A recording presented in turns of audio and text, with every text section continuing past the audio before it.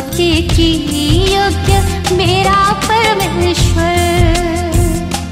तेरी महिमा हो सदा, स्तुति आराधना हे खुदा। तेरी महिमा हो सदा, स्तुति आराधना हे खुदा। तुम बिन एक पल भी जीना अधूरा है, तू ही मेरा जीवन की सहारा है। तू ही मेरा उद्धार की चट्टान है, तू ही मेरा जीवन की आशा है।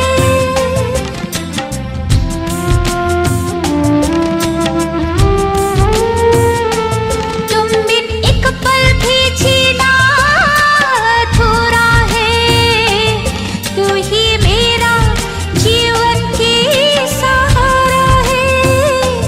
तू ही मेरा उद्धार की चट्टान है, तू ही मेरा जीवन की आशा है। तेरी महिमा हो सदा, स्तुति आराधना हो खुदा।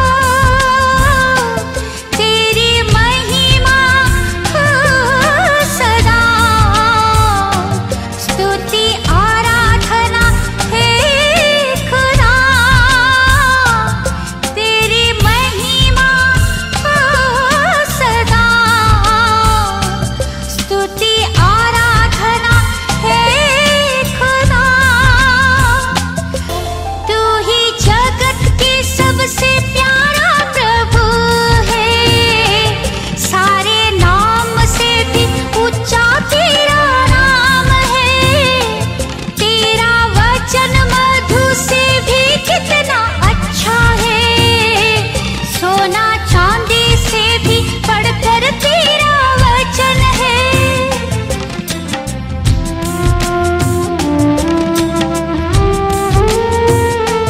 तू ही जगत की सबसे प्यारा प्रभु है, सारे नाम से भी ऊंचा तेरा नाम है। तेरा वचन मधु से भी कितना अच्छा है, सोना चांदी से भी बढ़कर तेरा वचन है। तेरी महिमा हो सदा, स्तुति आराधना हे खुदा। तेरी महिमा हो सदा, स्तुति आराधना हे खुदा।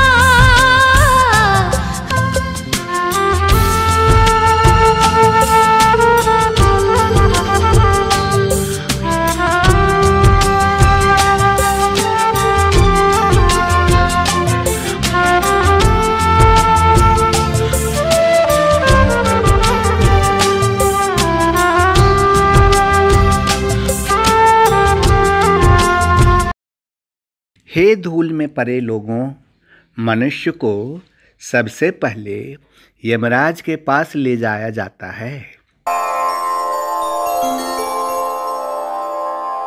पुण्यात्मा उत्तम मार्ग से बहुत ही सुखपूर्वक धर्मराज की यानी कि यमराज का दर्शन करती हैं। इसके बाद भविष्य पुराण के अनुसार धर्मराज उनका बहुत आदर और सम्मान करते हैं और उनसे कहते हैं कि हे महात्माओं, आप लोग धन्य हो, आप दूसरों का उपकार करने वाले हो।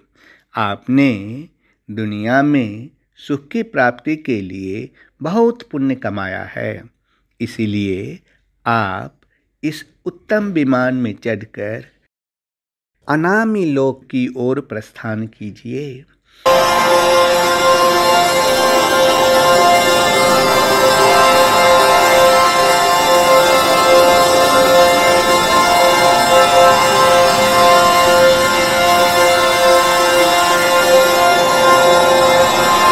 अनामी लोक एक बहुत सुंदर स्थान है जिसमें हर प्रकार की सुख सुविधाएं उपलब्ध है।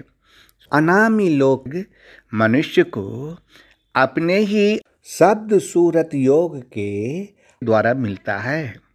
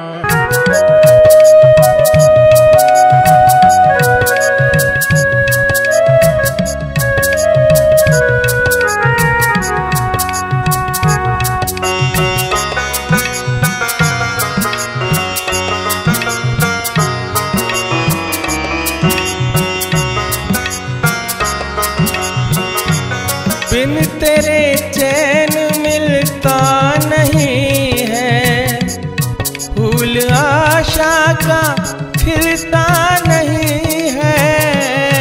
बिन तेरे चैन मिलता नहीं है, फूल आशा का खिलता नहीं है।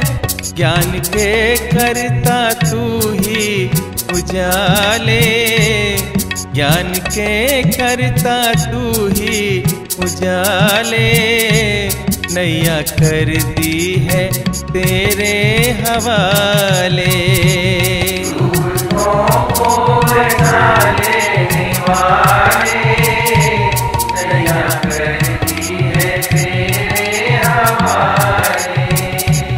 ईश्वर पुत्र जगत से हो न्यारे, तेरे सब काम जग से निराले।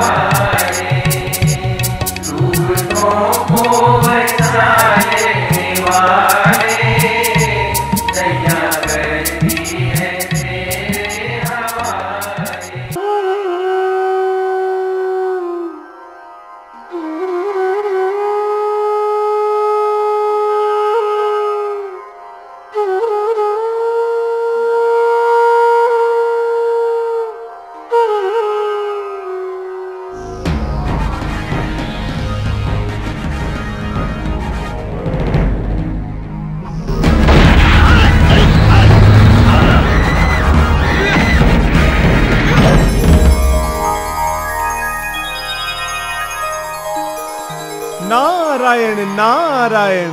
महाराज, आज मेरा मन बहुत व्यथित है। मैं कहीं चैन से बैठ नहीं सकता। क्या बात है नारद जी? क्या कोई अनहोनी हो गई है क्या?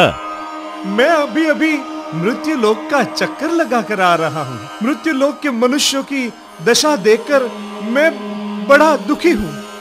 मृत्यु लोक में प्रत्येक मनुष्य बड़ा दुखी और अशांत है। ये आप क्या कह रहे हैं नारद जी? जी महाराज, इन लोगों का दुख देखकर मेरा हृदय करुणामय हो गया है। अच्छा, तो मृत्यु लोक में जो मनुष्य दुखी हैं, उन्हें दुख से मुक्ति दिलाने के लिए उन्हें लाना बहुत ही जरूरी है। अगर आप आज्ञा दें तो उन लोगों को ऐसी दुर्दशा में से बाहर निकालकर लाने का प्रयत्न करके देखूं। मुझे उम्मीद है कि संसार के सभी मनुष्य मेरे साथ आने के लिए तैयार हो जाएंगे। भले मुनिवर, अगर उन लोगों के लिए आपके मन में शुभ भावना है तो मृत्यु लोक में से एक मनुष्य को जरूर लेकर आइए, क्योंकि मेरे पास सिर्फ एक ही सीट खाली है। नारायण नारायण।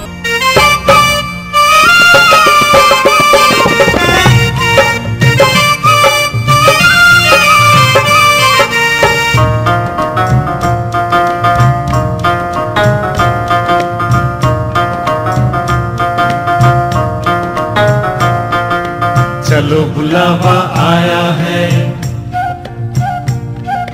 प्रभु ने तुम्हें बुलाया है। सुख से भरा निमंत्रण है, मंगलमय आमंत्रण है। चलो बुलावा आया है, प्रभु ने तुम्हें बुलाया है। सुख से भरा निमंत्रण है, मंगलमय आमंत्रण है। मत चूको, मत चूको, एक घड़ी लौटना आने वाली है। जल्दी कीजिए, वो भी जाने वाली है। जल्दी कीजिए, वो भी जाने वाली है। लोगों देखो, स्वर्ग में कहीं सीट खाली है।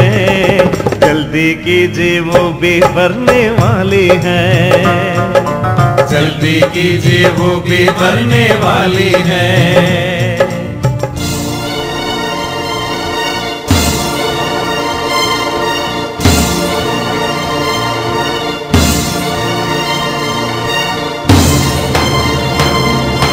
हाँ, वो अहमदाबाद में है ना, माणिकचंद एंड माणिकचंद कंपनी, उसके माल का ऑर्डर का क्या हुआ? हाँ, अहमदाबाद की माणिकचंद एंड माणिकचंद कंपनी का ऑर्डर तो आज ही मिल गया हमें फैक्स पर। ठीक है, तुम जल्दी से पैकिंग करवा दो, किंतु जरा ध्यान से, समझे? मिर्च के 500 पैकेट में 200 पैकेट कौन से? वो अपने पीछे वाले गोडाउन में से। अरे वो ईंटों के पाउडर में से जो बनाते ना मिर्च, वो वाले मिला देना। और नमकीन के 1000 पैकेट में वो बाजू वाले गोडाउन में, अरे वो जो नकली तेल से हम माल बनाते हैं ना, उसी के 400 पैकेट को मिला देना। ध्यान रखना, आजकल किस पर विश्वास रखने जैसा नहीं है, समझे? जाओ।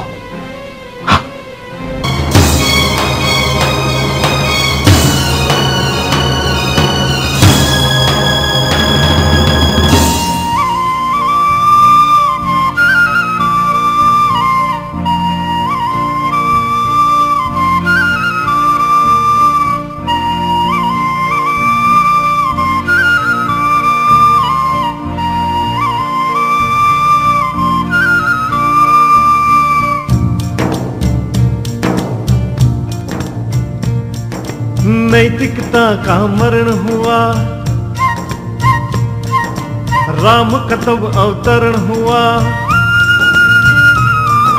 नैतिकता का मरण हुआ, राम का तब अवतरण हुआ। रावण की शोक वाटिका में सीता का अपहरण हुआ। नैतिकता का मरण हुआ, राम का तब अवतरण हुआ। रावण के शोक वाटिका में सीता का अपहरण हुआ। सोने की हो सोने की लंका अब तो जलने वाली है, जल्दी कीजिए लंका जलने वाली है, जल्दी कीजिए लंका जलने वाली है।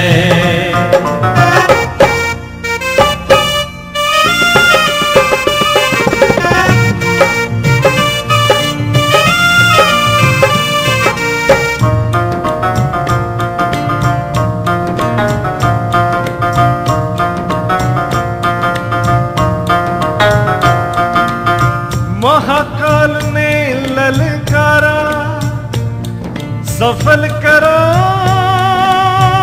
अपना सारा, सब ठाठ पड़ा रह जाएगा जब लाद चलेगा बंजारा। छोड़ो काम की मस्ती को, छोड़ो क्रोध की हस्ती को, छोड़ो काम की मस्ती को, छोड़ो क्रोध की हस्ती को, लोभ मोह की बस्ती को, अहंकार की गद्दी को। छोड़ो काम की मस्ती को, छोड़ो क्रोध की हस्ती को, लोभ मोह की बस्ती को, अहंकार की गद्दी को। नर्क वाली हो नर्क वाली कश्ती गर्क अब होने वाली है, जल्दी कीजिए स्वर्ग में सीट खाली है, जल्दी कीजिए स्वर्ग में सीट खाली है।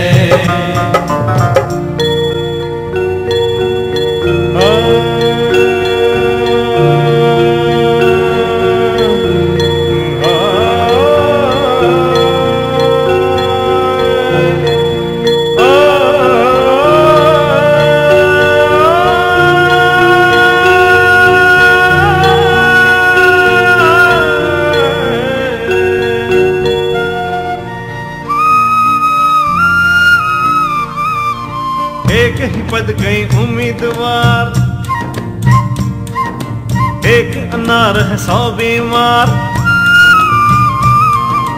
एक ही पद कई उम्मीदवार, एक अनार है 100 बीमार। वैकुंठ जिसे सब कहते हैं वहाँ सुख शांति की है भरमार। एक ही पद कई उम्मीदवार, एक अनार है 100 बीमार। वैकुंठ जिसे सब कहते हैं वह सुख शांति की है भरमार। धरती पर हो धरती पर अब दैवी दुनिया बसने वाली है, जल्दी कीजिए दुनिया बसने वाली है, जल्दी कीजिए दुनिया बसने वाली है। लोगों देखो स्वर्ग में कहीं सीट खाली है, जल्दी कीजिए वो भी भरने वाली है, जल्दी कीजिए दुनिया बसने वाली है, जल्दी कीजिए वो भी भरने वाली है।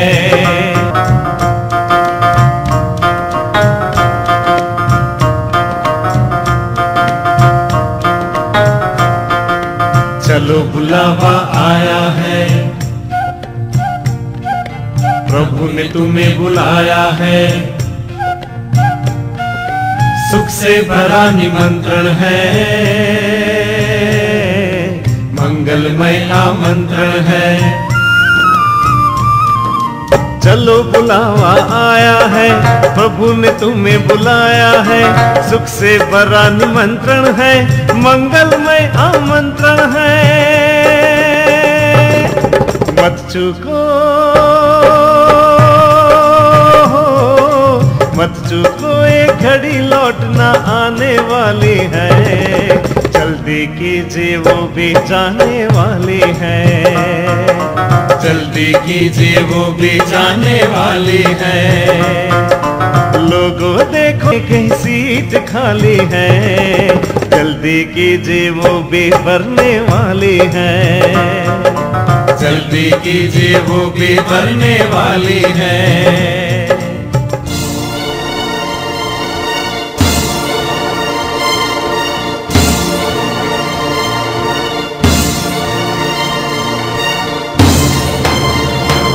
यहाँ पे स्वर्ग ही स्वर्ग है। देखो नारद बाबा, हम लोग चारों ओर हमारा धाक जमाना चाहते हैं। अरे बच्चों, ये कौन सी शिक्षा ग्रहण कर रहे हो? खराब संगत में फंसोगे तो शिक्षण जगत को भी बदनाम करोगे। जीवन को सुधारने के लिए थोड़ा चारित्रशील बनो, थोड़ा तो सुशील बनो। देखिए नारद बाबा, एक तो पुलिस हमारे पीछे पड़ी है और आप भी हमारे पीछे पड़ गए। अरे हमारे लिए तो यही स्वर्ग है। नारद बाबा, किसी न किसी को स्वर्ग में ले जाने का आपको इतना ही शौक है तो हम आपके पास उन्हें भेज देते जो हमारा साक्षी बनकर, हमारी मुसीबत बनकर खड़ा हो गया है। देखिए नारद बाबा, हमारे इलाके में लोग हमसे डरते हैं। अरे पुलिस भी हमें नहीं पकड़ सकती, इंस्पेक्टर को भी अभी हमने भगा दिया। देखो, हम हमारा यहाँ पे चारों ओर रौब जमाना चाहते, रौब। बस चारों ओर हमारा रौब हो जाए, हमारा नाम सुनते लोग डरने लगे, हमारा नाम सुनते हमारा काम हो जाए, नाम हो जाए नाम। बस उसके बाद स्वर्ग के बारे में सोचेंगे। नारद बाबा, हाँ आपको एक ही चाहिए ना? हाँ, तो आज शाम हम भेज देते हैं उन्हें आपके पास, वो सीधा ही आपको स्वर्ग में मिलेगा। आपको ढूंढने की जरा भी जरूरत नहीं है। क्योंकि आपको तो एक सीट वाला तो मिल जाएगा। और अगर ज्यादा की जरूरत पड़े तो हमें बता देना, हम है ना। ओके, बाय नारद बाबा, बाय। नारायण नारायण, क्या हाल हो गया इस युवाओं का। युवा तो देश की नींव माने जाते हैं और ये नींव ही कितनी जर्जरित है। क्या होगा इस दुनिया का। चलो किसी और जगह पे प्रयत्न करता हूं, क्योंकि किसी ना किसी को तो ले जाना ही है। नारायण नारायण।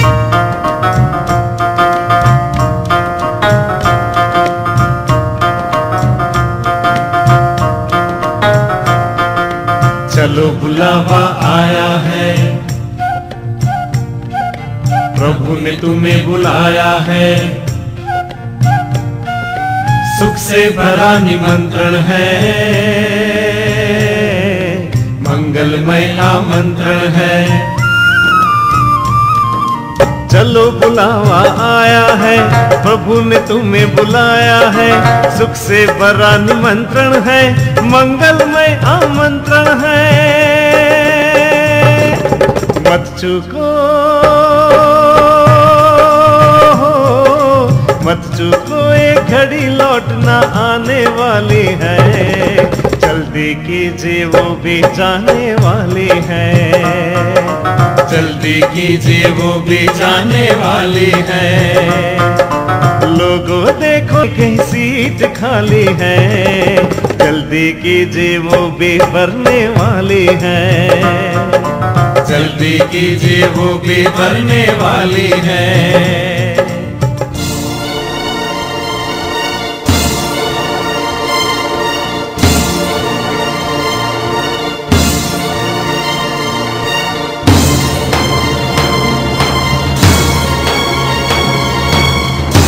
मेरी बात मानिए, पुण्य का खाता जमा कीजिए तो अनेक जन्म के लिए आप सुखी हो जाएंगे। अभी भी वक्त है, मेरी बात मानिए और ये स्वर्ग में आने का प्रस्ताव स्वीकार कीजिए। नारद जी, एक बार मैंने आपको बता दिया ना कि मुझे आपके स्वर्ग में नहीं आना है, सो नहीं आना है। अरे यहाँ मेरे बच्चे की जान खतरे में और आपको स्वर्ग में आने की पड़ी है। जाइए यहां से, नमस्कार।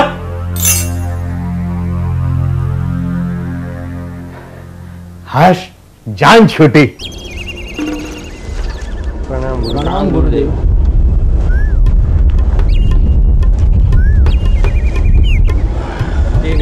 पिएंगे गुरुदेव? चल, चलम लाओ, चलम। चलम की सख्त जरूरत है, सुबह से कुछ नहीं पिया है। लेकिन गुरु महाराज, आज तो माल ही खत्म है। क्या कहा? गांजा खत्म हो गया? अरे पिछले हफ्ते तो माल मंगवाया था हमने। तुम लोग जरूर कोई गड़बड़ कर रहे हो। और वो लक्कड़नाथ कहाँ गया? मैंने उसे पैसे दिए थे सुबह माल लाने के लिए। कहाँ मर गया वो लक्कड़नाथ? गुरुदेव, अभी अभी समाचार मिला है कि लक्कड़नाथ को पकड़ने के लिए पुलिस उसके पीछे पड़ी हुई। मरने दे उस लक्कड़नाथ के बच्चे को। और क्या कर रहे हो तुम लोग? जाओ कहीं से भी गांजा लेके आओ, कम से कम 3-4 चलन तो होनी चाहिए अभी। जाओ। क्या करे? पैर दबा मेरे, पैर इधर हाथ दबा मेरे, हाथ दबा, पैर दबा, सब दुख रहा मेरा। हे भगवान, कैसे चैले दिए मुझे, कोई बात समझ नहीं है। हे भगवान, बचा इन लोगों से, बचा मुझे। हे भगवान, इस संसार से मुक्ति दे दे मुझे। देखो, आएंगे हमारे आश्रम में, किसी तरह की गड़बड़ी होने पाए, समझ गए? प्रणाम गुरुदेव, प्रणाम। आइए सेठ जी, आपके लिए हमारे आश्रम के द्वार हमेशा खुले। बोलिए, क्या सेवा कर सकते हैं हम आपकी? वो तो सब ठीक है गुरुदेव, किंतु मैं एक समाचार लेकर आया हूं। समाचार? हाँ बोलिए। गुरुदेव, मेरे बड़े भाई शेख अमितचंद को कुछ दिन पहले आपने जो जड़ी बूटी दी थी, उससे वे बिल्कुल ठीक हो गए थे, किंतु आज सुबह दोबारा उन्हें अस्पताल में भर्ती करना पड़ा क्योंकि उनको लकवा का असर हुआ है। कृपया आप ऐसी जड़ी बूटी दे ताकि मेरे बड़े भाई दोबारा ठीक हो जाए। क्या कहा? शेठ जी को लकवा हो गया? लेकिन ये कैसा हो सकता है? हाँ, मैं सच कह रहा हूँ गुरुदेव। आज सुबह जब वे नाश्ता करने के लिए बैठने गए तो वे अचानक गिर पड़े और उनकी ऐसी गंभीर हालत को देखते हुए जब अस्पताल ले गए तो डॉक्टर ने कहा कि उन्हें लकवा हो गया है। लेकिन हमारी जड़ी बूटी से कई दर्दियों का इलाज किया आज तक हमने, आज तक किसी की फरियाद नहीं आई। देखो धर्मानंद जी, अभी मेरे बड़े भाई की हालत काफी गंभीर है, मेरे पास बहस करने का समय नहीं है। कृपया आप जल्दी से मेरे साथ चलें, आखिर मुझे मेरे भाई को भी संभालना है। कृपया आप मेरे साथ चलिए। जाइए, आप जाइए, हम सीधे अस्पताल पहुंचते हैं। ठीक है, किंतु जल्दी आना, मैं चलता हूं। प्रणाम। नारायण नारायण। नाथ जी, आप आइए, पधारिए, मेरे प्रणाम स्वीकार कीजिए। नारायण नारायण, सुखी रहो। आइए, पधारिए। काफी समय से आपके दर्शन की अभिलाषा थी, आज आपके दर्शन हुए, धन्य हो गया, मेरा जन्म सफल हो गया। आपके दर्शन तो देवताओं को भी दुर्लभ है। कहिए, मैं क्या सेवा कर सकता हूं आपकी? आइए, स्थान ग्रहण कीजिए। नारायण नारायण। महात्मन, मैं आपको इस मृत्यु लोक के आश्रम में नहीं, स्वर्ग में ले जाने के लिए आया हूं, जिसे पाने के लिए आप सब कुछ छोड़कर सन्यासी बने हुए हैं। वहां स्वर्ग में स्वयं धर्मराज ने आपको स्वर्ग के योग्य समझकर पधारने का निमंत्रण दिया है। इसलिए आप मेरे साथ आने के लिए जल्दी तैयार हो जाइए, क्योंकि स्वर्ग में एक ही सीट खाली है। सचमुच खुशी के समाचार है मुनिवर, लेकिन मुझे क्षमा करें, मैं आपके साथ स्वर्ग में नहीं आ सकता। क्यों? क्या बात है? कोई समस्या है क्या? नहीं नारद जी, इस बार मुझे क्षमा कीजिए। मैं आश्रम के लिए बड़ा मकान बना लूं, 2-4 ग्रंथों की रचना कर लूं, थोड़ा इस दुनिया में मान पान प्राप्त कर लूं, और उसके बाद ये सब सारा हमारे शिष्यों के नाम करके निवृत्त हो जाऊंगा। उसके बाद मैं आपके साथ चलूंगा, अभी नहीं। अरे कमाल कर रहे हैं आप, घर आए स्वर्ग को ठोकर लगा रहे हैं आप। नहीं, इस बार मुझे क्षमा कीजिए, मुझे अभी कई सारे कार्य करने बाकी है। नारायण नारायण, अगर आप मेरी बात मानोगे तो आपकी जन्म जन्म की मनोकामनाएं पूर्ण हो जाएगी। वहां ये आश्रम तो क्या, सुखमय, सुंदर और मनोरम दुनिया में आप सुखी हो जाएंगे। ऐसा सुनहरा मौका आपको दोबारा नहीं मिलेगा, इसलिए जल्दी कीजिए, तैयार हो जाइए, क्योंकि एक ही सीट खाली है। अरे, मैंने एक बार कहा ना, मुझे आपके स्वर्ग में नहीं आना है। मेरे लिए तो मेरा आश्रम ही मेरा स्वर्ग है। जब तक मैं मेरे आश्रम को स्वर्ग नहीं बना दूंगा, तब तक मैं ये आश्रम छोड़ के नहीं जा सकता। खबरदार, स्वर्ग के बारे में मुझे एक शब्द भी मत कहना। एक तो यह मुसीबत खड़ी हुई है और आपको आपके स्वर्ग की पड़ी है। जाइए यहां से, जाइए, जाइए यहां से, वरना जैसी आपकी मर्जी। नारायण नारायण।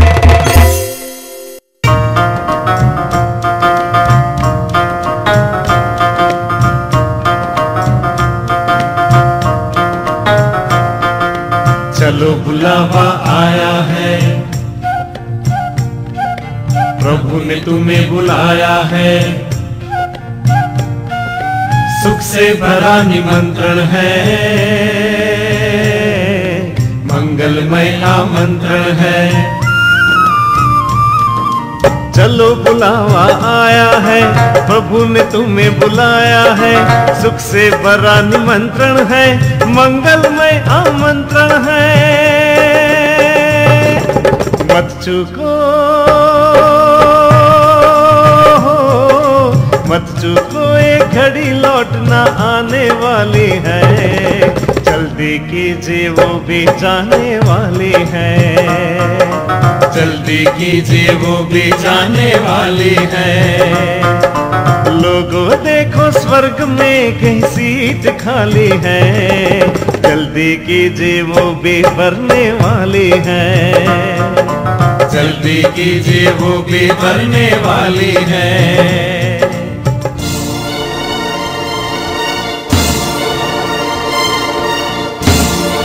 हाय नरेश। हेलो मुकेश। हाय। हाय रीना। तुम दोनों यहाँ क्या कर रहे हो? आज कोई नई मैडम का लेक्चर है क्या कॉलेज में? अरे नहीं यार, एग्जाम में सीट फिक्स करवाने आए थे। ओह, आज शाम कोई पार्टी या पिक्चर है या नहीं? है क्यों नहीं, रॉयल पैलेस होटल में रात को 9 बजे। लेकिन अभी तुम जाओ, हम लोग एक काम निपटा के तुम्हें मिलते हैं, ठीक है? नए पंछी की टिकट कटवानी है ना इसलिए। Okay bye. Okay bye.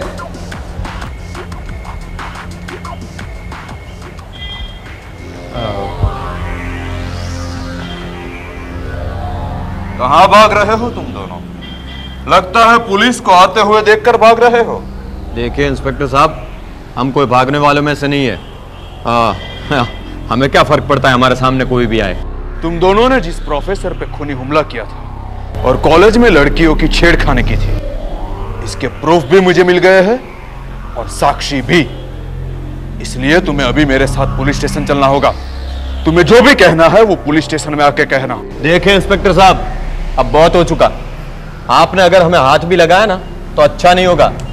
और मान लीजिए कि आपकी बात सच्ची है तो क्या है, आपके पास अरेस्ट वारंट है? नहीं है ना, तो पहले अरेस्ट वारंट लेकर आइए, बाद में हमें पकड़ना। और हमें धमकाने की कोशिश मत कीजिए, जाइए पहले वारंट की तैयारी कीजिए, बाद में अपना पावर दिखाना, समझे? ठीक है, अभी तो मैं जा रहा हूं, लेकिन याद रखना,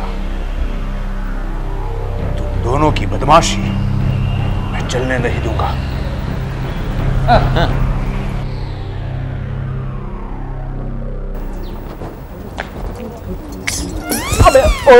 अबे क्या कर दे यार, देख के चला कर यार।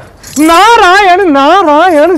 अरे क्या बात है अरे देख, हेयर स्टाइल तो देख बहुत बढ़िया बनाई है। अरे क्या बात है। और ये क्या है, बैंड बाजा नारायण नारायण। आप तो नारायण नारायण ऐसे कर दो जैसे आप नारद जी के चेले हो। मैं चेला नहीं, मैं खुद नारद हूँ। मैं देवलोक से आया हूँ। क्या बात करते हो आप नारद बाबा हो? नारायण नारायण नारायण नारायण। आप मुझे एक बात बताइए, कि आप यहाँ क्या कर रहे हैं? आपको तो देवलोक में होना चाहिए। मैं देवलोक से आपके लिए एक संदेश लेकर आया हूँ।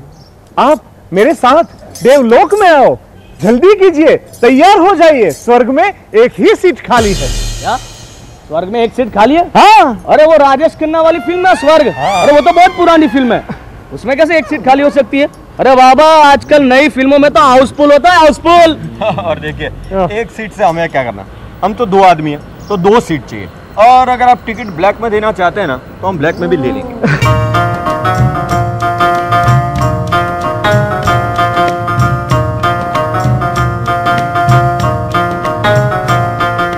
चलो बुलावा आया है,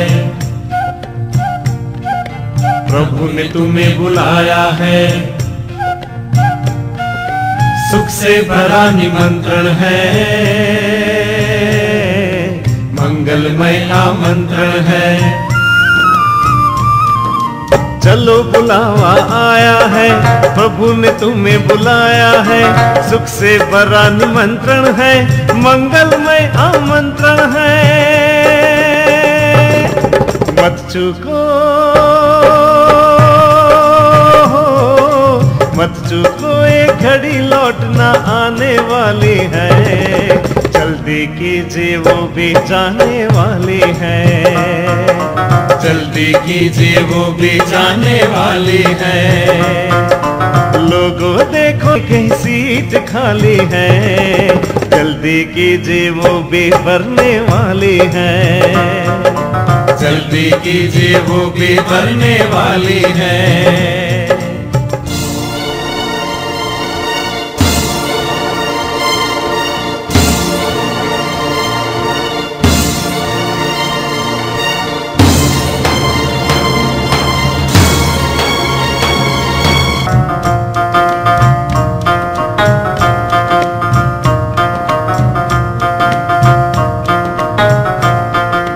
चलो बुलावा आया है, प्रभु ने तुम्हें बुलाया है, सुख से भरा निमंत्रण है, मंगलमय आमंत्रण है। चलो बुलावा आया है, प्रभु ने तुम्हें बुलाया है, सुख से भरा निमंत्रण है, मंगलमय आमंत्रण है। मत चूको, मत चूको, एक घड़ी लौटना आने वाली है, जल्दी कीजिए वो भी जाने वाली है। मैं बहुत बुरी आदतों से भरपूर हूँ, दम का रोगी हूँ, मुझे डायबिटीज भी है और मेरे घर वाले मुझे हर रोज दारू पीने से मना करते हैं, पर मैं दारू छोड़ ही नहीं सकता। मुनिराज, पहले आप मुझे इस दम के रोग से तो मुक्ति दिलवाइए। नारायण नारायण। ओके डन, पक्का। मैं आपके साथ स्वर्ग में जरूर आऊंगा, लेकिन आज तो लेडीज फर्स्ट का जमाना है। पहले मैं अपनी बीवी को पूछ तो लूं कि मैं तुम्हारे बिना अकेला स्वर्ग में जा सकता हूँ या नहीं। नारायण।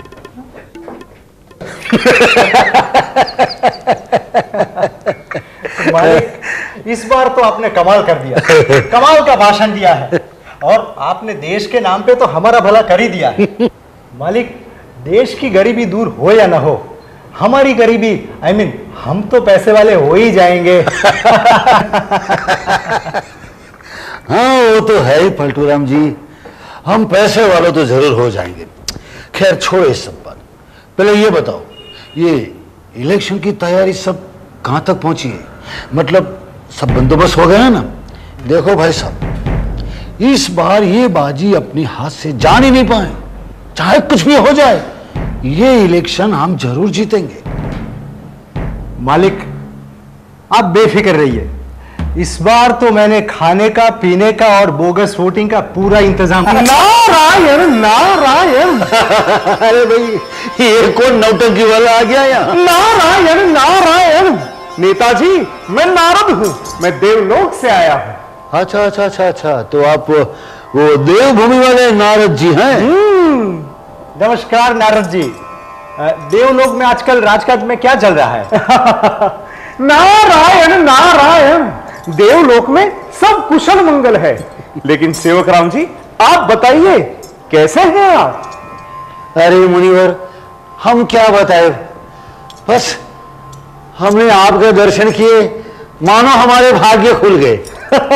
नेताजी, भाग्य तो अब आपका खुलने वाला है, क्योंकि स्वयं भाग्य विधाता भगवान आपका भाग्य बनाने के लिए बैठे हैं। इसलिए हम आपके लिए एक शुभ संदेश लेके आए हैं। क्या कह रहे हैं मुनिवर? तो फिर मैं इलेक्शन जरूर जीत जाऊंगा। आप जरूर यही शुभ समाचार लेके आए हैं ना?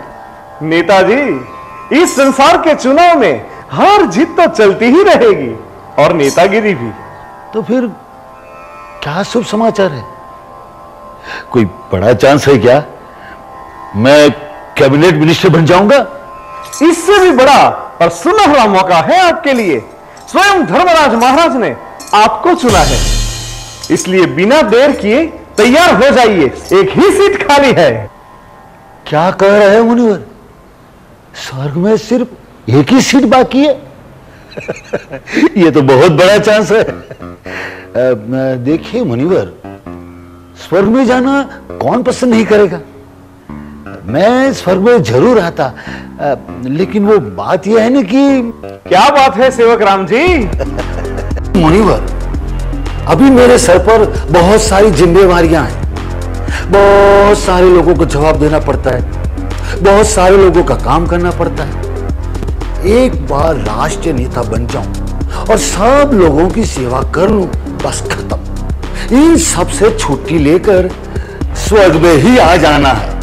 और देखिए, मैं वादे का बहुत पक्का हूं, लेकिन अभी मुझे माफ कीजिए, अभी मैं आपके साथ नहीं आ सकता। लेकिन अभी तो आप पूरे देश को स्वर्ग बनाने की बातें कर रहे थे ना? वास्तव में सच बात तो यह है मुनिवर कि सबसे पहले मैं अपने मकान को स्वर्ग से भी आलीशान बना लूं, फिर देश की बात तो है ही। नेताजी, स्वर्ग का अर्थ सिर्फ धन दौलत नहीं है। स्वर्ग तो उसे कहा जाता है जहां सर्व गुणों से संपन्न होकर सर्व के सहयोगी हो, वसुधैव कुटुंबकम की भावना से सदा खुशहाल रहते हो। इस तरह पूरे विश्व में राम राज्य लाने का कार्य तो पूरे विश्व के बापूजी भगवान भी कर सकते हैं। मुनिवर, लेकिन इतना बड़ा निर्णय मैं अकेला कैसे ले सकता? हाँ, मैं अपने पार्टी हाईकमान को पूछकर आपको बताऊंगा। और मैं अकेला स्वर्ग में आऊं तो फिर मेरी पार्टी और मेरे साथियों का क्या होगा? और फिर मैं अकेला स्वर्ग में आऊं, ये अच्छा नहीं लगता ना, ये स्वार्थी कहलाएगा। देखिए सेवक राम जी, स्वर्ग में जाने के वक्त कोई किसी का साथ नहीं निभाता। पहले आप स्वर्ग में आइए।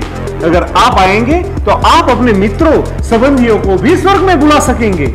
लेकिन मुनिवर, मैं ही पहले क्यों? इसलिए कि आप भाग्यशाली हैं और भगवान ने आपको ही पहला मौका दिया है। नहीं नहीं, ये नहीं हो सकता, ये नहीं हो सकता। मेरी बात मानिए, ऐसा मौका बार बार नहीं आएगा। एक ही सीट खाली है। देखिए, अभी मेरे पास वक्त नहीं आपके साथ स्वर्ग में आने का। आप यहां से जा सकते, आप जाइए यहां से, आप जाइए यहां से बस।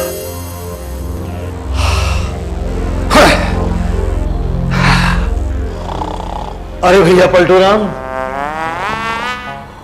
पलटूराम,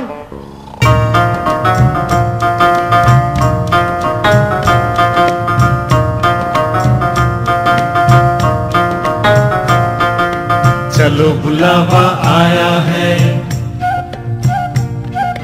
प्रभु ने तुम्हें बुलाया है। सुख से भरा निमंत्रण है, मंगलमय आमंत्रण है। चलो बुलावा आया है, प्रभु ने तुम्हें बुलाया है। सुख से भरा निमंत्रण है, मंगलमय आमंत्रण है। मत चूको, मत चूको, एक घड़ी लौटना आने वाली है। जल्दी कीजिए, वो भी जाने वाली है। जल्दी कीजिए, वो भी जाने वाली है। लोगों देखो कहीं सीट खाली है। जल्दी कीजिए, वो भी भरने वाली है। जल्दी कीजिए, वो भी भरने वाली है।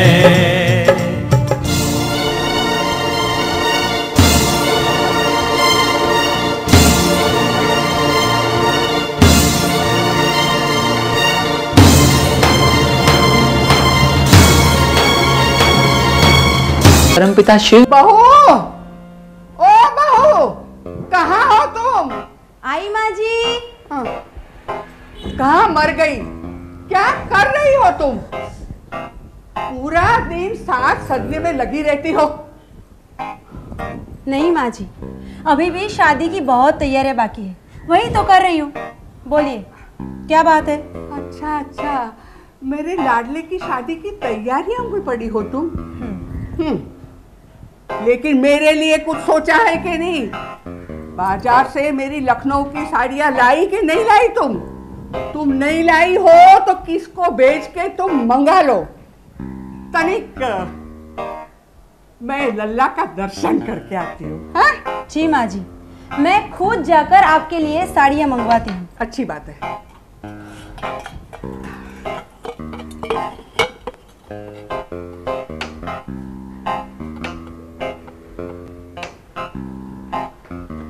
हाश, अरे भगवान, क्या जमाना आया है। इसे बुढ़ापे में जवानी आई है। अच्छा वो अभी मंदिर चली गई। इस बला से कम 1 घंटा तो आराम मिलेगा। हे भगवान, अब तो तू मुझे उठा ले। प्रार्थना करते करते मैं अब थक गई हूँ। घर में भी कितने झगड़े होते रहते हैं, आंखों से मुझे दिखाई नहीं देता। ये दांतों से मैं खाना नहीं खा सकती हूँ। लकड़ी के बगैर मैं चल नहीं सकती हूँ। भगवान, अब तो तू मुझे उठा ले भगवान, इस कलयुग से मुझे ले ले। हे श्री कृष्ण, श्री कृष्ण, श्री राम जय राम, जय जय राम, श्री राम जय राम, जय जय राम। नारायण नारायण, लगता है ये वृद्धा अपनी जिंदगी से पूरी तरह थक चुकी है। ये मेरे साथ स्वर्ग में आने के लिए तैयार हो जाएगी। शायद मेरा काम बन गया। नारायण नारायण।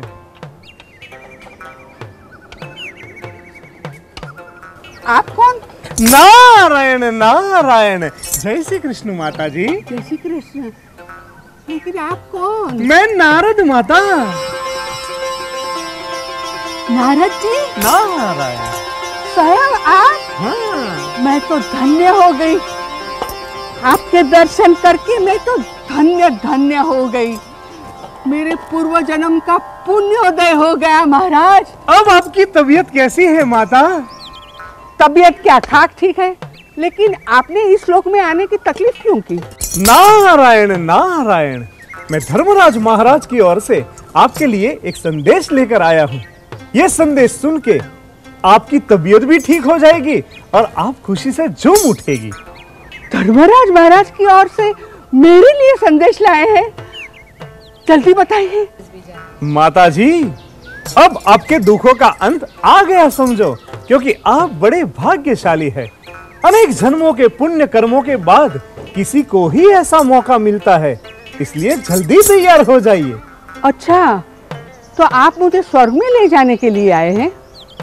स्वर्ग में आना किसको पसंद नहीं है, लेकिन अभी मेरे को यहाँ बहुत काम करने बाकी है। अभी मैं स्वर्ग में नहीं आ सकती। अरे माता जी, अब आपको इस उम्र में क्या काम करना बाकी है? अब तो आप संसार सागर के किनारे पे पहुंच चुकी है। नारद जी, अगले हफ्ते मेरे पोते की शादी होने वाली है और दहेज में तगड़ी रकम मिलने वाली है। पता नहीं और क्या क्या मिलने वाला है। मेरे लड़के ने ये शादी में बहुत खर्चा किया है। लेकिन माता जी, ऐसी दुनियादारी के कार्य तो होते ही रहेंगे, लेकिन स्वर्ग में आने का ऐसा सुनहरा मौका आपको फिर नहीं मिलेगा। लेकिन आप मेरे पीछे क्यों पड़े हैं? इतनी बड़ी दुनिया है, किसको भी पकड़ लो ने। मैंने एक दफा बोल दिया ने, स्वर्ग में मेरे को नहीं आना है, बस नहीं आना है। लेकिन अभी तो आप कह रहे थे ना कि हे भगवान, मुझे स्वर्ग में बुला लो, मुझे स्वर्ग में बुला लो। तो मान लीजिए, भगवान ने आपकी बात सुन ली और स्वर्ग में आपको पधारने का निमंत्रण दे दिया।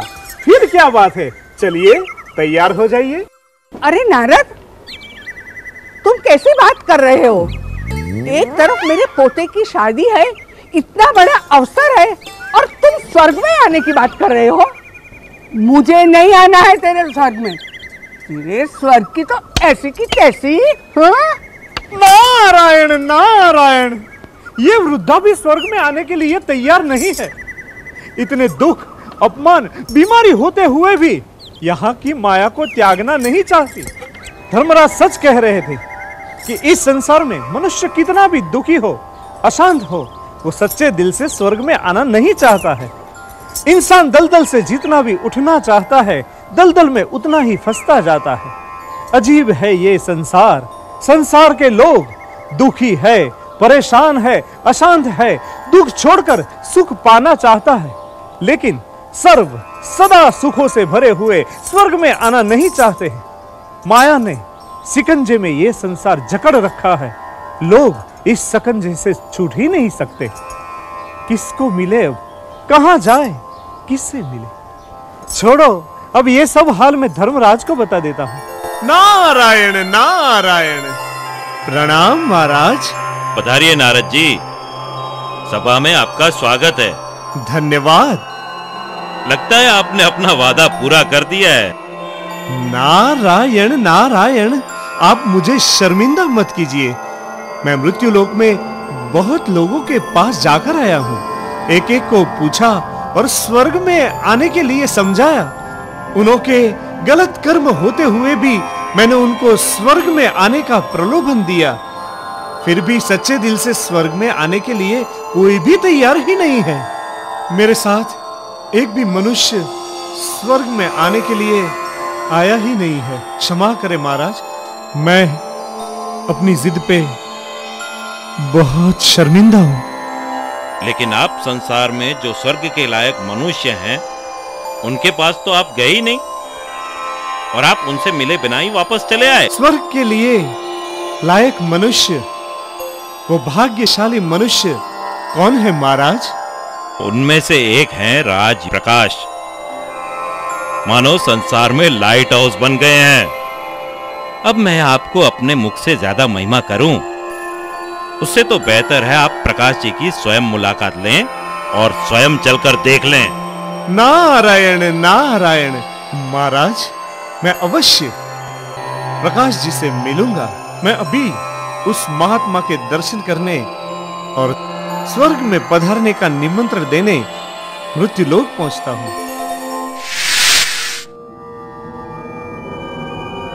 पर बेटा, तुम सुबह 6-7 बजे उठकर भी भगवान को याद कर सकते हो ना?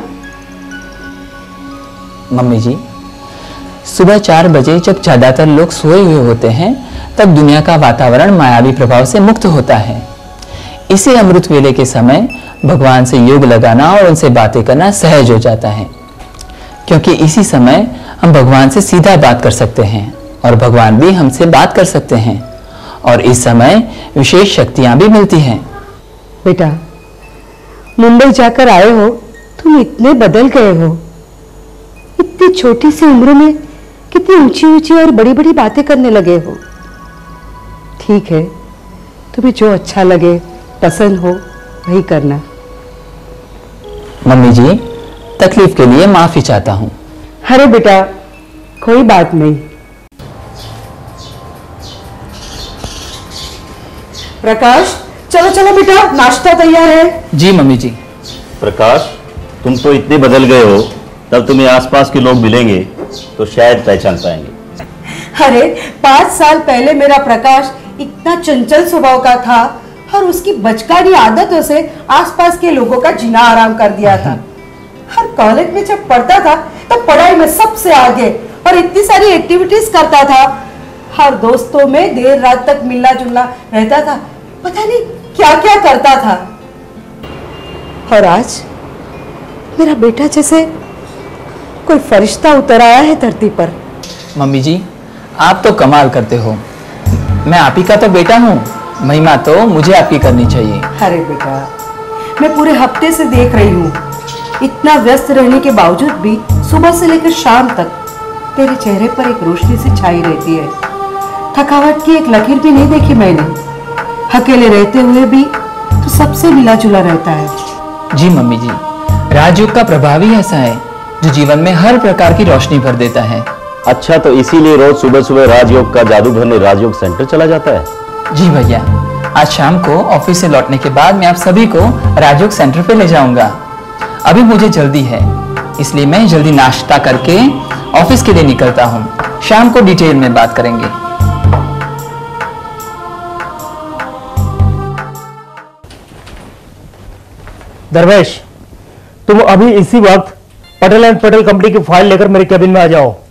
लेकिन सर वो फाइल तो मेरे टेबल में से गुम हो गई है। कल तक तो मैंने उसे संभाल कर मेरे टेबल में रखी थी। अरे कहीं से भी वो फाइल ढूंढ निकालो, मुझे आज उस केस को फाइनल करना है। लेकिन सर अब फिर मैं कहाँ ढूंढूं? वो मेरे टेबल पे ही नहीं है। अरे कैसी कमाल की बात करते हो तुम? अरे वो तुम्हारे टेबल की फाइल है, कहाँ गुम हो गई? लेकिन सर हो सकता है किसी ने टेबल में से निकाल ली हो। लेकिन आप सबके टेबल की जांच क्यों नहीं करवाते? सुरेश, कहाँ मर गया सुरेश? जी साहब। सुरेश सुनो, यस सर। अभी इसी वक्त पूरी की पूरी ऑफिस छान मारो एंड पटेल कंपनी की फाइल लाकर मुझे दो। Yes sir.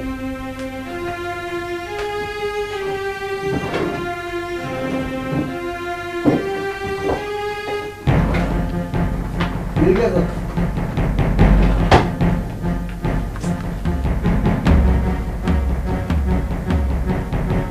इतना अच्छा आदमी और ऐसा बुरा काम। मुख में राम और बगल में छुरी वाला मामला है। प्रकाश जी, आप इतने अच्छे दिखते हो और ऐसा बुरा काम करते हो? अरे मैंने तो ख्वाब में भी नहीं सोचा था आप ऐसा घटिया काम कर सकते हैं। जानते हो इस फाइल का इंपॉर्टेंस कितना है? एक तो चोरी की, ऊपर से छेड़छाड़ किया। हाँ, अब क्या करेंगे इस फाइल को हम? प्रकाश जी, आप एक काम कीजिए, आप अभी इसी वक्त यहां से दफा हो जाइए। अरे कमिश्नर साहब, मैंने इस फाइल को छुआ तक नहीं। मैं अभी इसे पहली बार ही देख रहा हूँ। मेरे टेबल से इस फाइल का निकलना मेरे लिए एक बहुत ही बड़ा आश्चर्य है। प्रकाश जी, मुझे कुछ भी सुनना नहीं है, आप इसी वक्त यहां से निकल जाइए। सर, मैं बीच में बोलने के लिए माफी चाहती हूँ, लेकिन मैं कुछ कहना चाहती हूँ। कहो, क्या कहना चाहती हो? सच्चाई मैं बताती हूँ। किसी निर्दोष को दोषित साबित होता देखकर मुझसे रहा नहीं जा रहा। ये काम किसी और का है, प्रकाश जी का नहीं, और ये कमाल तो किसी और की है। मतलब आप कहना क्या चाहती है? मतलब यही कि ये कमाल हमारे धर्मेश जी और जयेश जी का है। उन्होंने ये सारी धमाल की है। ये दोनों जब सुबह ऑफिस आते वक्त प्लान बना रहे थे, तब हम दोनों कैंटीन से जल्दी से निकलकर वापस ऑफिस में जाकर मेरे पास पटेल एंड पटेल कंपनी का जो फाइल रहता है वो मेरे टेबल में से निकालकर फाइल के करेक्शन बनाकर उसके टेबल के अंदर छिपा देंगे। और आज मैनेजर साहब रिसेस के बाद ही आने वाले हैं। आते ही वो फाइल मांगेंगे, मैं उसको बता दूंगा मेरे टेबल में से फाइल गुम हो गया है। फिर हम दोनों प्रकाश के ऊपर चोरी और फाइल में गड़बड़ी का आरोप लगाएंगे। मैंने उनको अपनी आंखों से ये काम करते रिसेस के वक्त ऑफिस में छिपकर देखा था। साहब जी, इसमें मेरा कोई कसूर नहीं है। वो तो धर्मेश ने ये प्लान बनाया था और मुझे बताया था। ये सब उसने किया है। फाइल में छेड़छाड़ उसी ने की है। छेड़छाड़ में उसी के हैंड राइटिंग है। धर्मेश और जयेश, तुम दोनों ने ये अच्छा काम नहीं किया। अरे शर्म आनी चाहिए तुम्हें ऐसा घटिया काम करते हुए। ऐसे अच्छे आदमी को बदनाम करना बहुत बुरी बात है, और इसीलिए एक हफ्ते के लिए इस दफ्तर से मैं तुम दोनों को रिहा करता हूं। चाहिए दफा हो जाइए। नहीं नहीं साहब, इन्हें माफ कर दीजिए। मनुष्य से गलती होना स्वाभाविक है। प्रकाश जी, आप जानते नहीं है, ये दोनों इसी के लायक है। और हाँ, एक बात, आपके अच्छे रिकॉर्ड के कारण आपके प्रमोशन के लिए मैं ऊपरी विभाग को आज ही आपकी सिफारिश भेज देता हूं। नहीं साहब, प्लीज, मैं स्वयं कहता हूं, आप इन्हों को माफ कर दीजिए। मुझे इनसे कोई शिकायत नहीं है, और कोई सजा नहीं देंगे तो मुझे खुशी होगी। ठीक है प्रकाश जी, आप कहते हैं तो मैं इन दोनों को माफ कर देता हूं।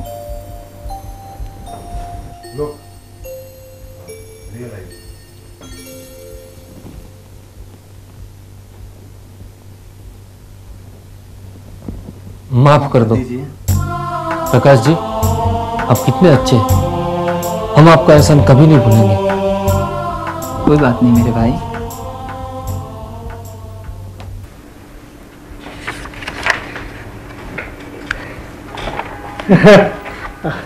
ये मेरी फाइल है।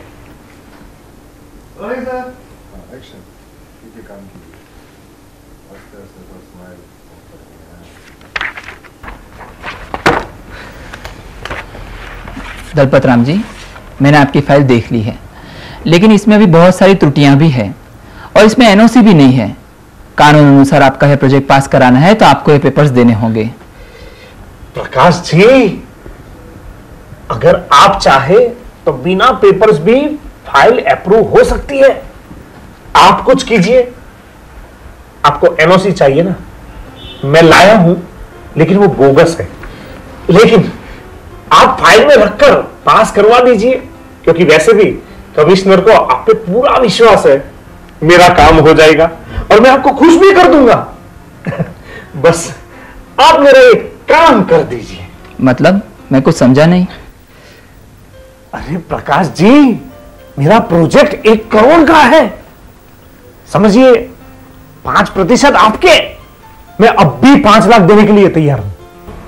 दलपत राम जी, कानून अनुसार आपको अगर ये प्रोजेक्ट पास कराना है तो आपको ये पेपर जरूर देने होंगे। बाकी मैंने पहले ना तो ऐसा काम कभी किया है और ना ही करना चाहता हूं। प्रकाश जी, आपको ज्यादा रुपये चाहिए ना, मैं आपको 10% देने के लिए तैयार हूं। दलपत राम जी, कानूनी तौर पर आपका काम सही होता तो मैं जरूर कर देता। कानून के हिसाब से अगर कोई मदद चाहिए तो बोलिए, मैं जरूर कर दूंगा। मुझे खुशी होगी। मुझे आपसे कोई अपेक्षा नहीं है। अरे कमाल कर रहे हैं आप। मैं आपको लाखों रुपए की ऑफर कर रहा हूं और फिर भी आप कानून की पूंछ पकड़ कर बैठे हैं। देखिए, मुझे यहाँ पे काम करने के लिए तनख्वाह मिलती है जिससे मेरा गुजारा चल जाता है और कोई रास्ते से पैसा कमाने की मुझे जरूरत ही नहीं है। नारायण नारायण नारायण मेरे बॉस का नाम है।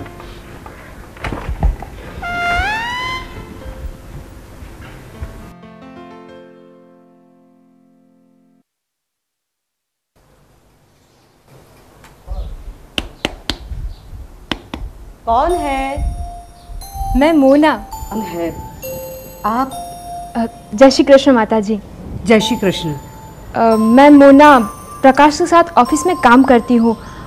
आप प्रकाश की माता जी है ना? जी, पर प्रकाश अभी घर पे नहीं है। माता जी, मैं आपसे मिलने आई हूँ। मुझसे? ठीक है ठीक है, आइए बैठिए।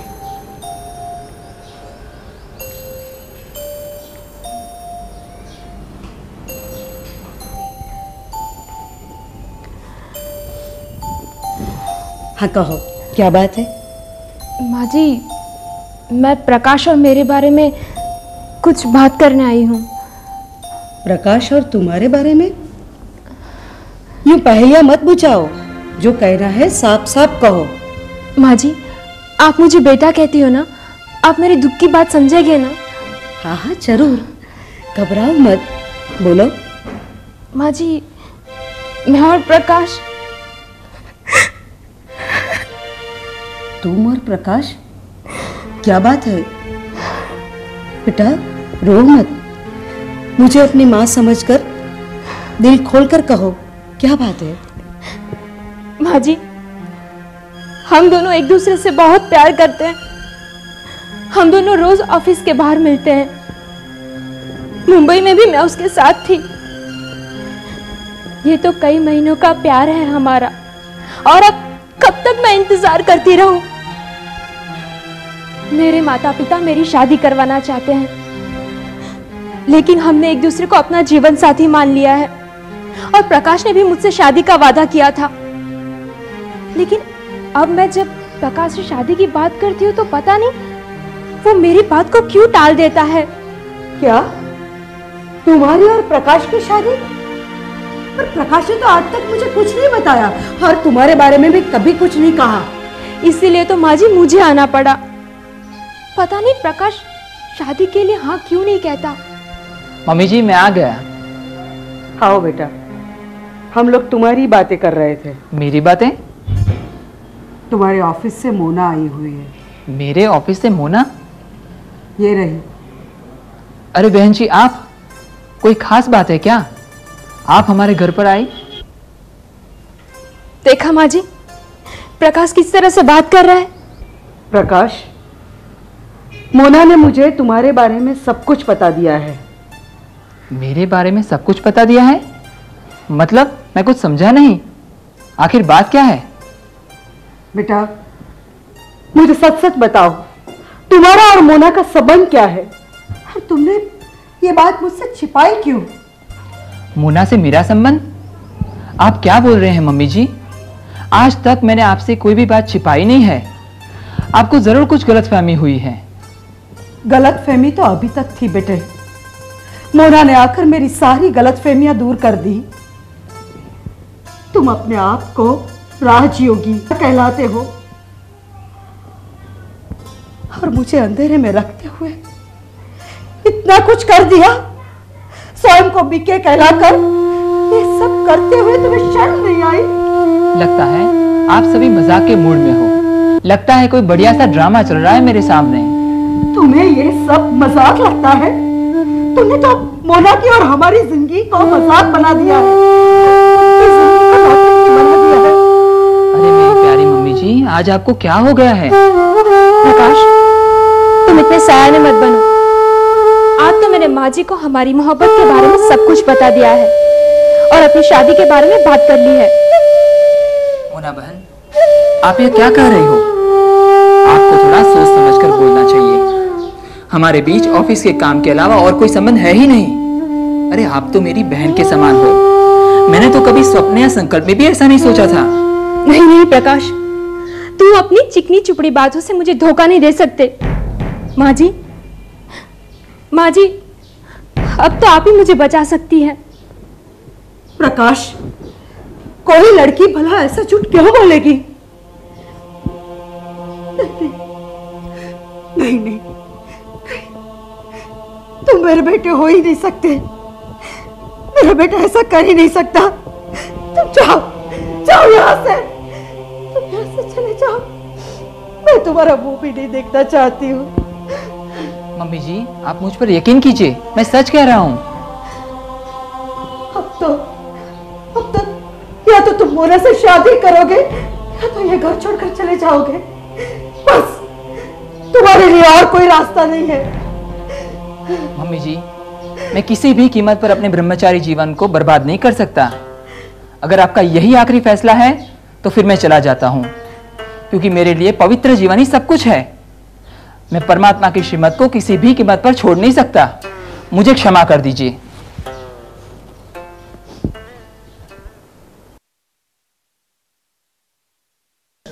नारायण नारायण नारायण नारायण। अरे आप तो फिर मोना? मोना नहीं माँ जी, मैं नारद हूँ। मैं देवलोक से आया हूँ। अरे नारद जी, आप प्रणाम हो। प्रणाम और सम्मान करने योग्य तो आप हैं प्रकाश जी। प्रकाश जी, माँ जी, अगर मैंने आपको कोई तकलीफ पहुंचाई हो तो मुझे क्षमा कीजिए। मैं प्रकाश जी की कसौटी करना चाहता हूँ। ये सब क्या है? क्या नारद जी, अभी आप ही मोना का रूप लेकर आए थे और मोना ने जो बातें सब बताई वो सब आपने की थी या फिर झूठा? नारायण नारायण, मैं ही मोना का रूप लेकर आया था और मैंने गलत कहानी बनाकर प्रकाश जी की कसौटी करना चाहा। पर आप ऐसा क्यों करना चाहते हैं? क्योंकि प्रकाश जी की अच्छाइयों, गुणों और महानताओं को तो मैंने देखा, लेकिन मैं उनके चारित्र्य की कसौटी करना चाहता था। इसलिए मोना का रूप लेकर मैंने ये सब कुछ किया। अब मैं प्रकाश जी के उत्तम चारित्र्य और दिव्यता से बड़ा प्रभावित हूं। सचमुच प्रकाश जी, आप पक्के राजयोगी हैं। इस मायावी संसार में रहते हुए भी आप कमल पुष्प के समान पवित्र और दिव्य जीवन जी रहे हैं। और मैं प्रकाश जी को सुबह से देख रहा हूं और दलपत राम जी का रूप लेकर मैं ही उनको लाज की लालच देने आया था, लेकिन आप उसमें भी पार उतरे। सचमुच आप धन्य हो। अभी इस मनुष्य लोक में आप जैसा चरित्रवान, गुणवान मानव मैं पहली बार देख रहा हूं। किन शब्दों में आपकी महानता की सराहना करूं। आप धन्य हो, आप महान हो। आपके दर्शन करके मैं धन्य धन्य हो गया। आप ही स्वर्ग के अधिकारी हैं। अरे, इसमें हमारी कोई महानता नहीं है। महानता और महिमा तो उस परम पिता की, जिनकी कृपा से हम गुणवान बने और हमारा जीवन धन्य बना। आखिर ये सब कमाल उसी की है। नारद जी, आपका दर्शन करके मैं धन्य हो गई। मेरे बेटे की परीक्षा करने आपको स्वयं आना पड़ा। मुझे भी था, मेरे मन में था बेटा कि मेरा बेटा ऐसा कार्य कर ही नहीं सकता। फिर भी अनजाने में मैंने कुछ कह दिया हो तो मुझे क्षमा करना बेटा। मैं तुम्हारी महानता जान ही नहीं पाई। माँ जी, आप भी धन्य हो कि आपने ऐसे महान बेटे को जन्म दिया है। मैं आपके बेटे के लिए एक विशेष निमंत्रण लेके आया हूं। स्वयं धर्मराज महाराज ने आपके बेटे को स्वर्ग के योग्य समझकर स्वर्ग में पधारने का निमंत्रण दिया है। प्रकाश जी, आप तो मेरे साथ स्वर्ग में आएंगे ना? मेरा निमंत्रण स्वीकार करेंगे ना? मुनिवर, आपका और धर्मराज जी का बहुत बहुत धन्यवाद जो आपने मुझे स्वर्ग के लिए निमंत्रण दिया। मैं आऊंगा जरूर, लेकिन अभी नहीं। जब परमात्मा संसार की सभी आत्माओं के लिए मुक्ति, जीवन मुक्ति का रास्ता खोलेंगे और इस संसार को स्वर्ग बनाएंगे, तब। महान है आप प्रकाश जी, सचमुच महान है। मैं भी यही सोच रहा था कि इस संसार की सर्व मनुष्य आत्माओं को स्वर्ग में बुला लिया जाए, और ये कार्य आप भी कर रहे हैं। तो मैं अब प्रस्थान करता हूं। नारायण नारायण। चित्रगुप्त, आप तो ग्रंथ में ही खो गए। क्या बात है, कुछ बताइए तो सही। महाराज, संसार की हालत बहुत ही गंभीर है। ये आप क्या कह रहे हैं? लेकिन महाराज, आजकल लोग भक्ति भी बहुत कर रहे हैं। लोग धर्म पर चलने की कोशिश कर रहे हैं, फिर भी पाप कर्म से मुक्त नहीं हो रहे हैं। संसार में अभी तो धर्म ग्लानि हो रही है, और यही तो कलयुग की निशानी है। अगर मनुष्य अपने आप को भूलकर, देह समझकर, कर्म की गति को जाने बिना ही कर्म कर माया के चक्र में फंसता ही जाता है। एक मनुष्य दूसरे मनुष्य को इस मायावी चक्रव्यूह से निकलने का न तो कोई रास्ता बता सकता है और ना ही इनसे मुक्ति दिला सकता है। पापों का जोर बढ़ता ही जा रहा है। लगता है कि संसार में जरूर कोई बड़ा परिवर्तन होने वाला है। हर चित्र की गति उनके अंत का संकेत देती है। महाराज, आप सत्य कह रहे हैं। संसार में जरूर कोई बड़ी घटना घटने वाली है। नारायण नारायण। महाराज धर्मराज की जय हो। पधारिए नारद जी, आपका स्वागत है। बताइए क्या समाचार है? धन्यवाद महाराज। मैं अभी आपकी आज्ञानुसार प्रकाश जी से मिलकर आया हूँ। मैं उससे मिलकर धन्य हो गया। संसार में रहते भी उनका जीवन सद्गुणों से भरा हुआ है। उनका जीवन पवित्रता की जलती मशाल की मिसाल है। पापाचारी कलियुगी संसार के कादों में रहते हुए भी उन्होंने अपने जीवन को कमल पुष्प समान पवित्र बनाया है। सचमुच प्रकाश जी ही स्वर्ग में आने के अधिकारी है। तो आपने उन्हें स्वर्ग का निमंत्रण दिया कि नहीं? जी महाराज, मैंने उनको स्वर्ग में पधारने का निमंत्रण दिया और उन्होंने सहर्ष स्वीकार भी किया। लेकिन उन्होंने कहा कि प्रभु, इस संसार के सभी मनुष्यों के लिए जीवन मुक्ति के दरवाजे खोलेंगे और ये संसार स्वयं स्वर्ग बन जाएगा, तभी मैं स्वर्ग में आने के लिए तैयार होऊंगा। नारद जी, प्रकाश जी ने सच ही कहा है। बस अब स्वर्ग का गेट खुलने का समय आ गया है। स्वर्ग का दरवाजा खुलने वाला है? हाँ मुनिवर, यह बिल्कुल सत्य है, क्योंकि मृत्यु लोक में प्रकाश के साथ उनके जैसी कई आत्माएं स्वयं को देवता तुल्य बनने का पुरुषार्थ कर पवित्र बनकर स्वर्ग में आने के लिए तैयार हो रही है। हाँ, अब सृष्टि का महापरिवर्तन होने वाला है और इस अंतिम परिवर्तनशील समय में ज्ञान, योग, पवित्रता से आने वाली नई दुनिया स्वर्ग के लिए तैयार है। इसलिए सृष्टि के नियंता स्वयं विश्व कल्याणकारी गीता ज्ञान यज्ञ की भारत में स्थापना कर विश्व परिवर्तन का कार्य शुरू कर दिया। हे मनुष्य, जो पुरुष मुझ में परम प्रेम करके इस परम रहस्य युक्त गीता शास्त्र को मेरे भक्तों में कहेगा, वह मुझको ही प्राप्त होगा। इसमें कोई संदेह नहीं है। उससे बढ़कर मेरा प्रिय कार्य करने वाला मनुष्य में कोई भी नहीं है, तथा पृथ्वी भर में उससे बढ़कर मेरा प्रिय दूसरा कोई भविष्य में होगा भी नहीं। जो पुरुष इस धर्म में हम दोनों के संवाद रूप गीता शास्त्र को पढ़ेगा, उसके द्वारा भी मैं ज्ञान यज्ञ से पूजित होऊंगा, ऐसा मेरा मत है। हे मनुष्य, जो व्यक्ति श्रद्धायुक्त और दोष दृष्टि से रहित होकर इस गीता शास्त्र का श्रवण भी करेगा, वह भी पापों से मुक्त होकर उत्तम कर्म करने वाले श्रेष्ठ लोगों को प्राप्त होगा। भगवान कृष्ण ने अर्जुन से पूछा कि क्या इस गीता शास्त्र को तूने एकाग्र चित्त से श्रवण किया और क्या तेरा ज्ञान जनित मोह नष्ट हो गया? ठीक उसी प्रकार आज मैं आपसे पूछ रहा हूं कि हे मनुष्य, इस रेडिएंट उपदेश ऑफ गीता को तूने एकाग्र चित्त से श्रवण किया और क्या तेरा ज्ञान जनित मोह नष्ट हो गया?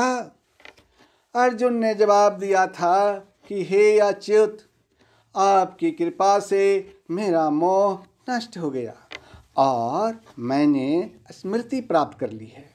अब मैं संशय रहित होकर स्थिर हूँ, अतः आपकी आज्ञा का पालन करूँगा। अब प्रश्न यह उठता है कि मुझको आप क्या जवाब देते हैं? संजय ने अर्जुन और भगवान कृष्ण के बीच हुई वार्तालाप की गवाही दिया। इस प्रकार मैंने श्री वासुदेव के और महात्मा अर्जुन के इस अद्भुत रहस्ययुक्त रोमांचकारक संवाद को सुना। संजय ने गवाही देने के क्रम में यह भी कहा कि श्री व्यास जी की कृपा से दिव्य दृष्टि पाकर मैंने इस परम गोपनीय योग को अर्जुन के प्रति कहते हुए स्वयं योगेश्वर भगवान श्री कृष्ण से प्रत्यक्ष सुना।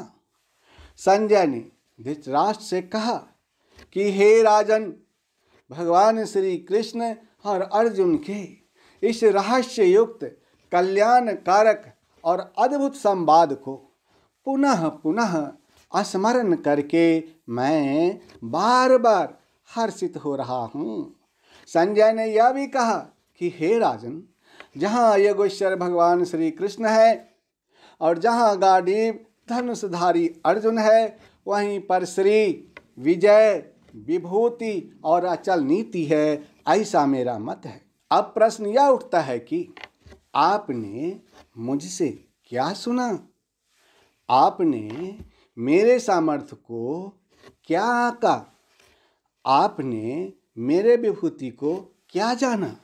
और आपका मेरे बारे में क्या मत है? इसको बताइए और संजय की तरह लोगों में इसकी गवाही दीजिए। हे मनुष्य, यह था रेडिएंट उपदेश ऑफ गीता अध्याय 18, जिसमें मैंने अति रहस्यमय और गुप्त रखने योग्य बातों को खोल कर बताया। हे मनुष्य, यह ज्ञान इस दुनिया और उस दुनिया के बीच की खड़ी है। हे मनुष्य, आज आपने सुना रेडिएंट उपदेश ऑफ गीता का अंतिम अध्याय 18।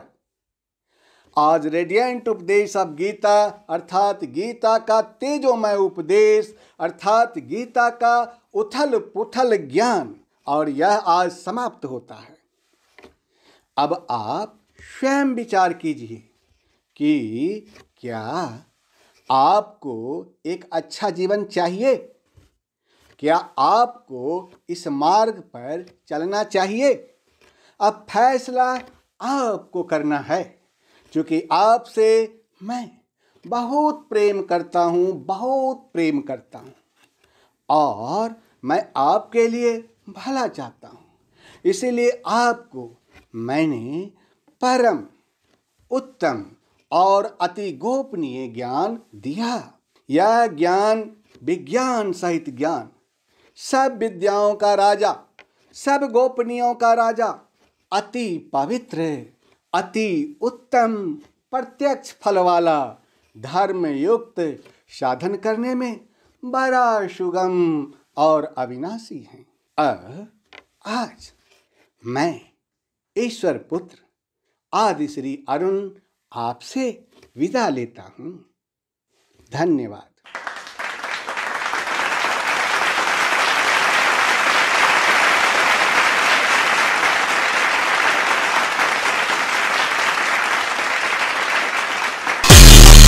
धन्य हो प्रभु। मुनिवर, अब कलयुग भी अपने अंतिम चरण में है। जिन्होंने इस कलयुग के अंत के भी अंतिम समय में अपने आप को आत्मा समझ करके परमपिता परमात्मा से सर्व संबंध जोड़कर माया अर्थात 5 विकारों से मुक्त होकर राजयोग का अभ्यास किया है, ऐसी बहुत सारी आत्माएं स्वर्ग में आएंगी। लेकिन उससे पहले विश्व का महापरिवर्तन अर्थात महाविनाश होने जा रहा है। विश्व की सर्व आत्माएं अब अपने कर्मों के अनुसार फल पाएंगी और स्वर्ग का फल पाएंगे। धन्य है देवों के देव, परम कृपालु परमात्मा। आखिर आपने इस सृष्टि की सर्व दुखी आत्माओं को मायावी आसुरी साम्राज्य से मुक्त करने का मार्ग खोल ही दिया।